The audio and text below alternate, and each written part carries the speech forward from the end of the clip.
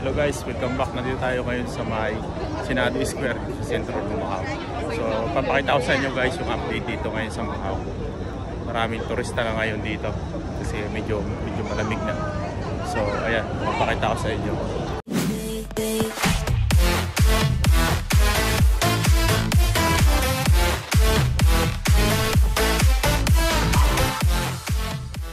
Ang dami nagpapapicture dito sa may Christmas tree. So bago na naman yung design. Iba na naman, hindi katulad ng isang taon. So ayan guys, oh. Umiikot siya. So maraming tao dito kanina noong medyo maaga.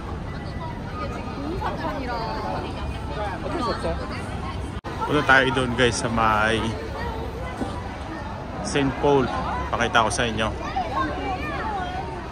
Ganito yung design dahil sa December 20 ay 25 years na ang Macau tinurn over ng Portuguese sa China.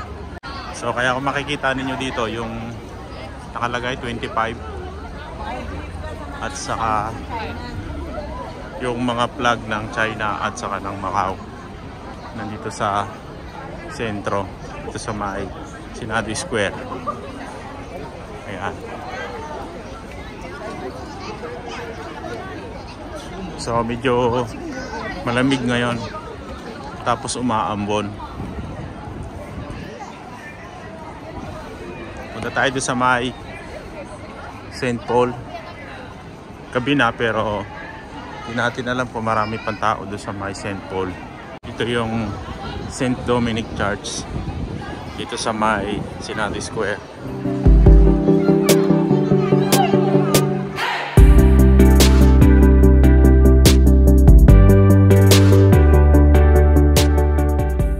Police station dito sa sentro guys. Meron silang naka-display dito na Christmas tree. Ito yung daan papunta doon sa may St. Paul. Kanina medyo maaga-aga. Maraming tao dito.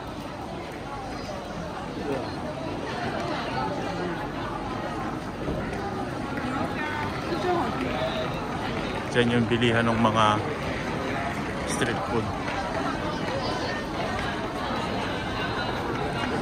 Rua da Palha. Yung guys, oh. Itong street na to. Rua da Palha. Papunta sa may St. Paul. Sa Broken Church. Marami pa rin tao kahit gabi na.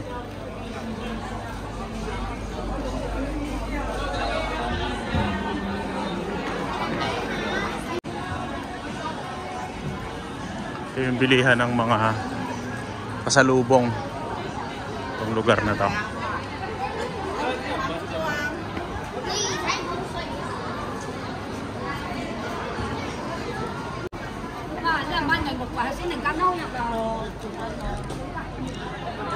Kaya medyo maraming tao pa rin.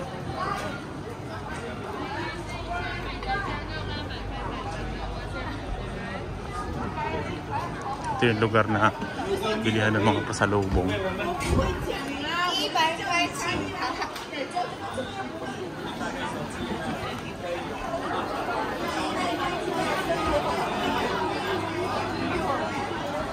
Marami pa ring turista dito ngayon.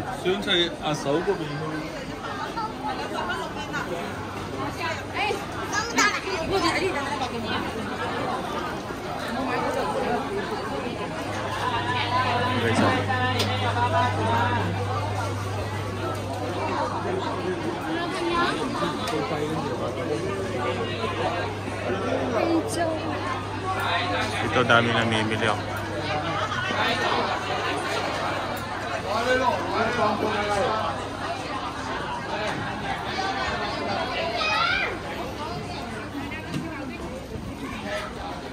So ayan na yung St. Paul sa taas. Wala nang ganong turista kasi nga umaambon.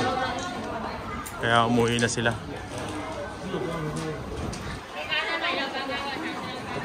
Ayan yung St. Paul.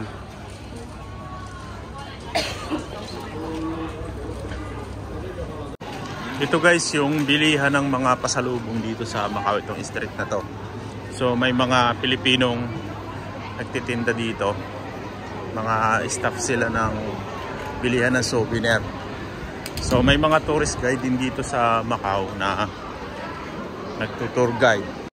May mga nabasa ako na complaint. Mga tour guide, dinadala nila yung mga turista doon sa mga bilihan ng souvenir na may mga Pilipinong nagtitinda.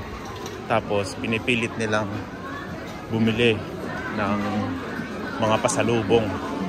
So mag-ingat tayo guys sa mga ganon. Kapag may mga tour guide tayo dito sa Macau na mga Pilipino, kapwa natin Pilipino, tapos inalok nila kayo ng bumili ng mga pasalubong. So nasa sa inyo pa rin kung bibili kayo o hindi, kasi mayroon akong nabasa na complaint tungkol sa kanila na parang nabudol daw sila yung mga turista kasi pinilit silang bumili nitong tourist guide na kanilang binayaran para mag-tour guide sa kanila. Dinala sila doon sa isang tindahan na bilihan ng souvenir, tapos may Pilipinong nagtitinda doon. Parang pinilit sila na bumili nung tinitinda. Kaya nagrereklamo sila, parang nabudol daw sila kasi inikwento nila yung kanilang experience. Malaki daw yung nagastos nila doon sa pagbili nila ng pasalubong. Pero kung bibilihin daw nila yun sa ibang tindahan ay mas makakamura daw sila. So ingat tayo guys sa mga kababayan natin dito sa Macau na mga mambubudol na nagpapanggap na tour guide.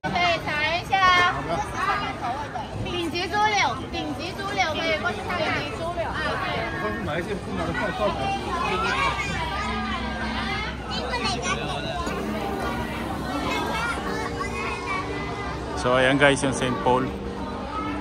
Medyo marami pa rin tao dito kahit gabi na. So umaambon pa ito. Tapos ang Likinaw. Malamig ngayon. 12 degree. So ayan dito sa St. Paul. Ganito kapag kagabi. Guys, hanggang dito na lang. At ito yung ating update dito sa may sentro ng Macau ngayon. So maraming salamat guys sa inyong panonood. See you sa next vlog.